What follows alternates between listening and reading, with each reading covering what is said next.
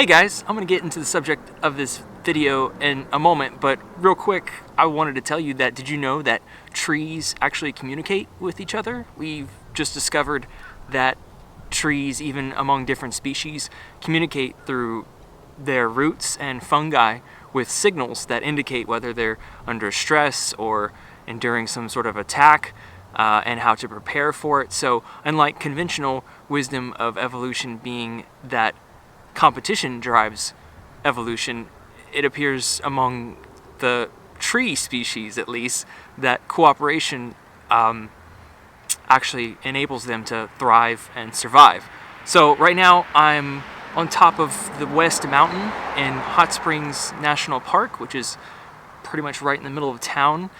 I'm way up here and there's just a few people around, some hawks flying by, and I've been sleeping okay, but I figured enough was enough and I start recording these videos. This is going to be an ongoing series perhaps in my life, because as I've gotten older, my disorder, which was rather cute and fun when I was younger, is becoming much more noticeable as I've gotten older.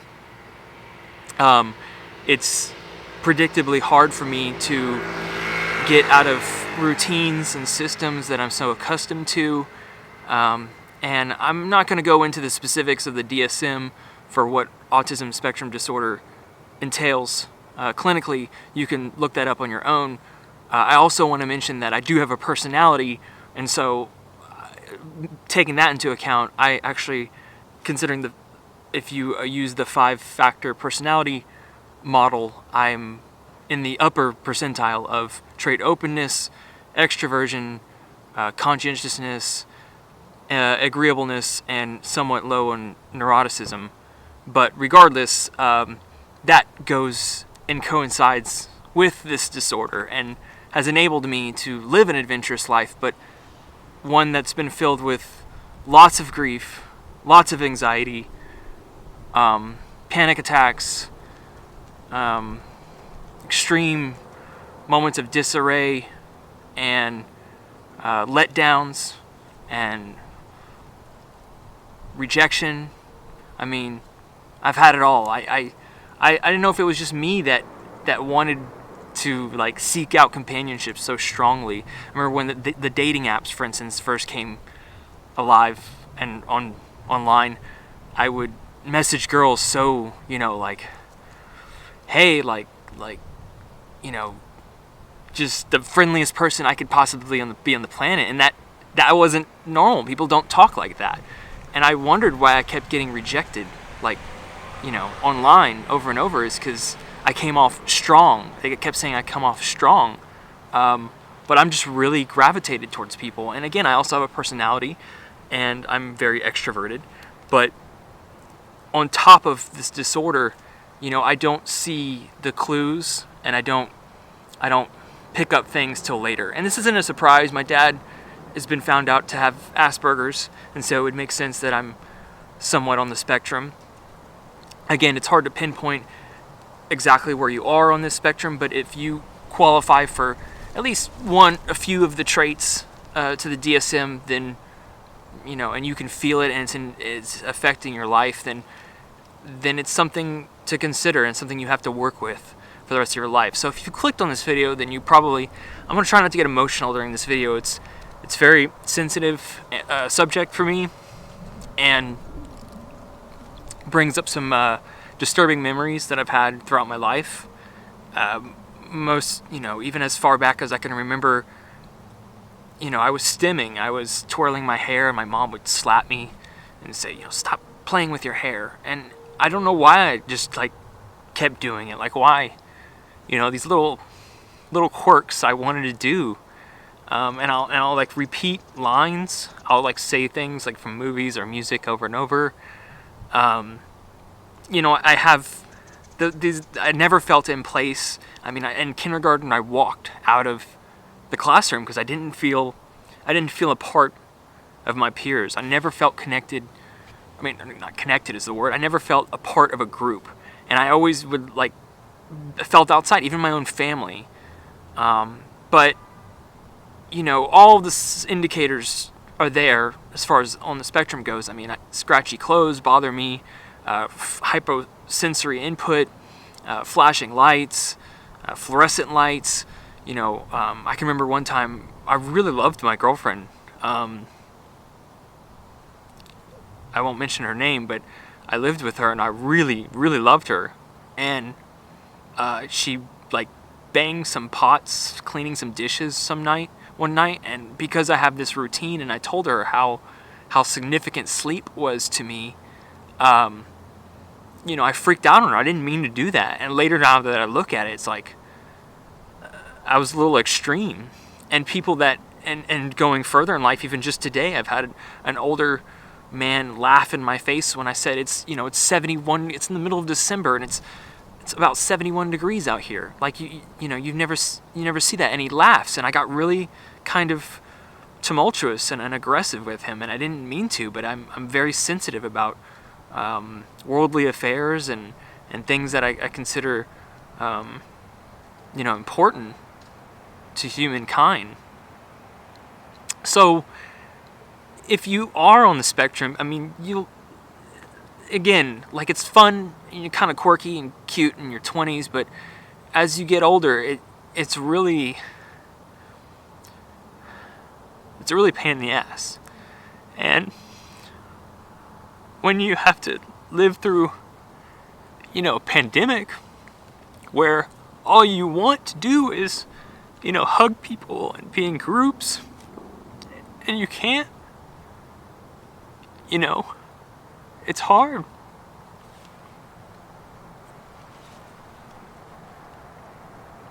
It's really hard. It's a plus and advantage. I admit that, like, I'm grateful for my intelligence and that I'm able to see things. I mean, even just today, walking into, as you see the grocery stores everywhere, you see the Salvation Army, and it's like, wait a minute, why are we donating our stagnant wages to a charity fund when, as I just mentioned, CEOs and billionaires are making tens of billions of dollars? Like, this is a joke, right? This is a joke. Why should we be expected to pick up the tab when we have been deficiently, we've been screwed over financially in this broken economy, and we're bailing out the airlines? Like, it really is a joke, and you see past these things, and you just feel like normal people don't. Normal people don't even take into account, they don't even think. But like I said, I've coped with this, and I found coping mechanisms, and I would smoke pot for years, still do. I stopped drinking because that was more on the dangerous end of coping mechanisms, because it has multiple adverse reactions, not to mention, depression. I think it's the most dangerous drug there is, drinking. My landlord gave me a drink the other day, and I was like, wow, I didn't know what to do with it. I'm sure everyone's gone through that phase at one point or another, but I smoked pot for years, and my mom would, like, slap me and, like, you're stoned, and she didn't understand that, like, I was doing this to, like, numb myself, like, to just the overwhelming feelings that I had, on a daily basis. And again, I'm sorry I'm getting choked up, because it's like, I'm in my 30s and I'm just realizing that, like, this has impacted my relationships. And I didn't have a way of explaining this to people, that, like, I'm different. And people would say, oh, you need help. You need help. Like, when I would get, upset about things, or things would concern me. And it's like, no, I'm just reacting to my environment. I mean, that's what most disorders and depression, neurological disorders, are a result of an improper balance with your environment, a reaction. And it just so happened I got, thrown into one of the most unequal, tumultuous times in American history. I mean, the crisis that we're going through and graduating to the Great Recession. I mean, I got the flawed genes and a bad system. And I'm not saying woe is me. I'm not trying to make this a pity party. I'm just trying to talk, to people who may be feeling excluded or left out, and wondering why, like, they feel so strongly about things, and they have sensory input, hyposensory input, that they're not alone. And, I really do want the best for people around me. I really do want, things to work out. But I also want to live an awesome life. And again, I have a personality that's been granted to me. I didn't ask this, that I'm super extra open to experience. Again, back to the 5-factor model. 5-factor personality model. I'm in the upper percentile, and like 1 out of a million. And that enabled me to seek out really strong experiences with psychedelics, with hard drugs, women, travel, reading. Every facet of life I could experience, and it's gotten me back around to the realization that, like, God, spending so much time alone when you're different from everyone else. And I remember, again, I would have these ideas. I'm thinking about stuff years ahead of other people. And even with this, and with stocks, for instance, I'll buy stocks because I know that they're going to excel really well, but then I'll freak out and sell them too early and not trust my gut, but then they end up popping and doing really well later. So I'm kind of rambling now, guys, but the point of this video, just starting it, this series, is that, like, you're not a result of, you're not a consequence of, you're not the problem. And it's a cruel world. And the sooner that you recognize that you have, this disorder, it's just you got to live with it. You got to make adjustments. But it's hard when, like, those adjustments are so stuck in stone. Like, I eat the same thing every morning. Every single morning I eat, healthy, full of omega-3s, 6-9s, protein, fats to keep me full. I took nutrition in college, but it's the same thing every day for, like, the past 3 years. And,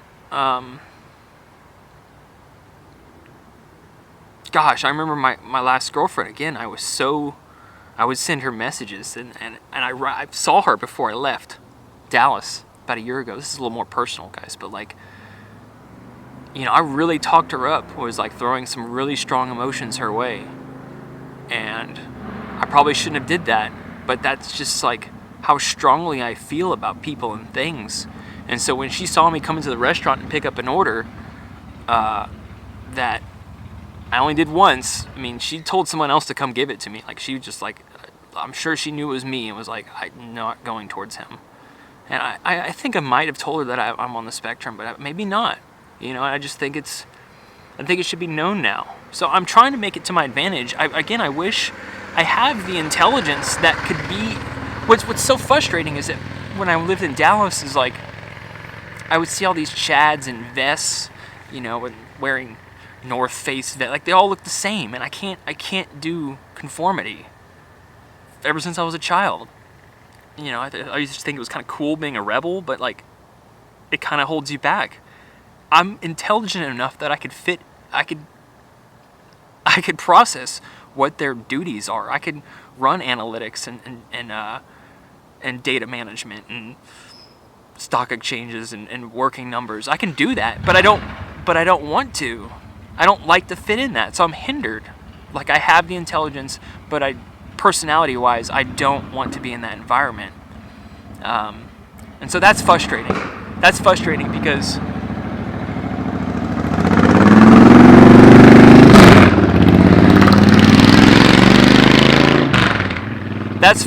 when you have the skills and know-how to do a very lucrative job that would make my life phenomenally easier financially, but you can't because you don't fit in and you're extremely unhappy and put in disorder and disarray being in that environment.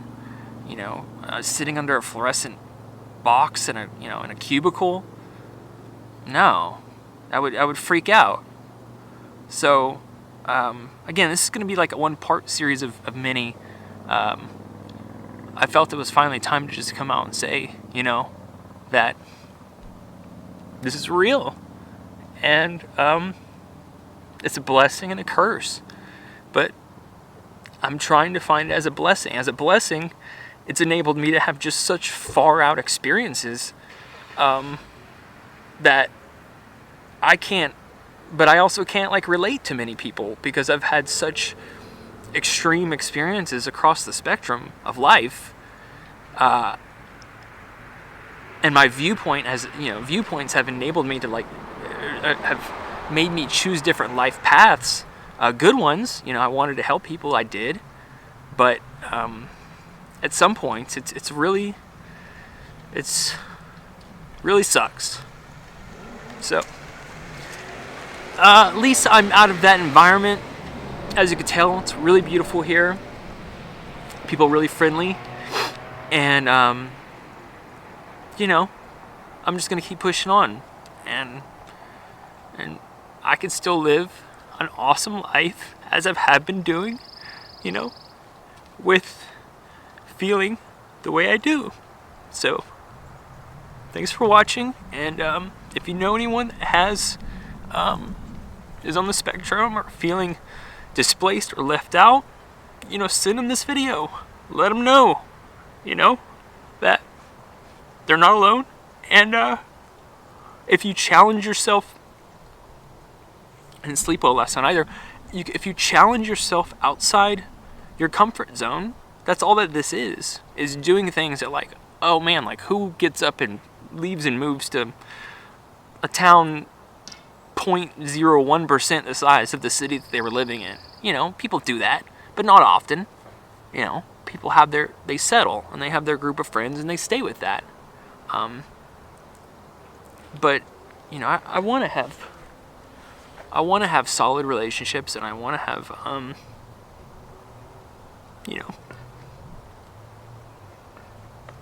important people in my life.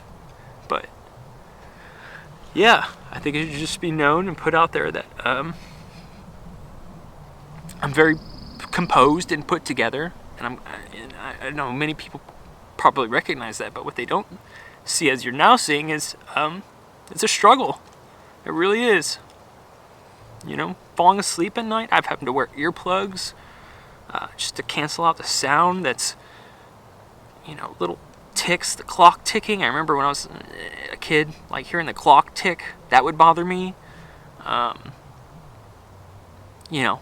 It's just something you gotta live with, and there's no drug. I don't want to get on Xanax or antidepressants or make myself all fuzzed out. I still want to have my creative inhibition, but with that comes, the